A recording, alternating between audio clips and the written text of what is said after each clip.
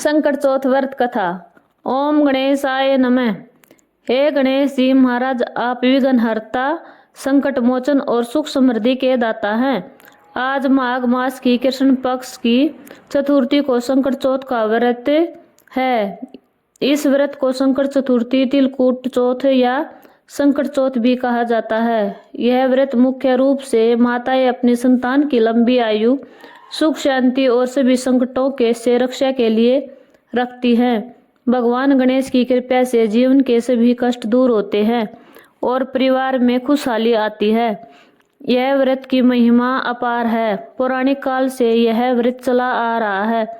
आज मैं आपको संकट चौथ की पूरी व्रत कथा सुनाती हूँ। यह कथा कई रूपों में प्रचलित है। इस कथा को सुनने मात्र से भगवान गणेश प्रसन्न होते हैं और भक्तों के सभी संकट हार लेते हैं।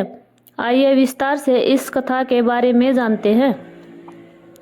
प्राचीन काल में एक गांव में दो भाई रहते थे। बड़ा भाई धनवान था और छोटा भाई गरीब। बड़ी बहू जेठानी बहुत अमीर थी। उसके पास सब कुछ था, धन दौलत नौकर चाकर। जबकि छोटी बहू देवरानी बहुत गरीब थी। उसका पति जल से लेकर लकड़ी काट कर बेचता था और देवरानी घर का कामकाज संभालती थी।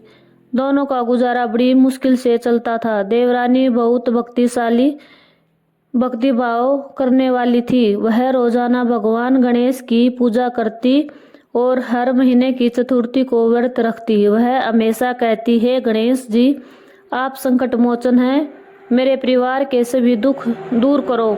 वहीं जेठानी बहुत घमंडी थी। वह देवरानी को ताने मारती और कहती, तेरी पूजा से क्या होगा? देख, मेरे पास सब कुछ है और तेरे पास कुछ नहीं। एक बार माघ मास की कृष्ण चतुर्थी आई, यानी संकट चौथ का दिन। देवरानी ने सुबह से निर्जला व्रत रखा। उसने बाजार से थोड़े तिल और गुड़ खरीदे, तिलकुट बनाया और शाम को गणेश जी की पूजा की। पूजा के बाद उसने कथा सुनी और तिलकुट को चंद्रमा निकलने तक रखा।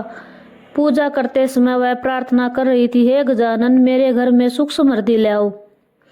उस रात भगवान गणेश बालक देवरानी के घर आए।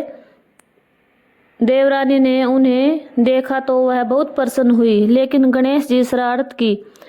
वे बार बार देवरानी से कहते, मुझे सोच जाना है।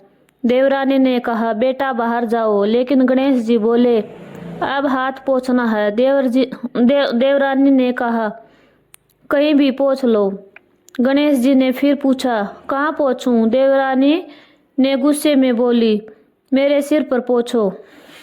सुबह जब देवरानी उठी तो उसका पूरा घर हीरे मोती से जगमगा रहा था। उसके सिर पर सभी सोने चांदी के आभूषण थे। उसके घर धन धान्य से भर गया। बच्चे घर आते और बोले, चाची का घर तो स्वर्ग बन गया। जेठानी यह देखकर दौड़ आई और पूछा, यह सब कैसे हुआ?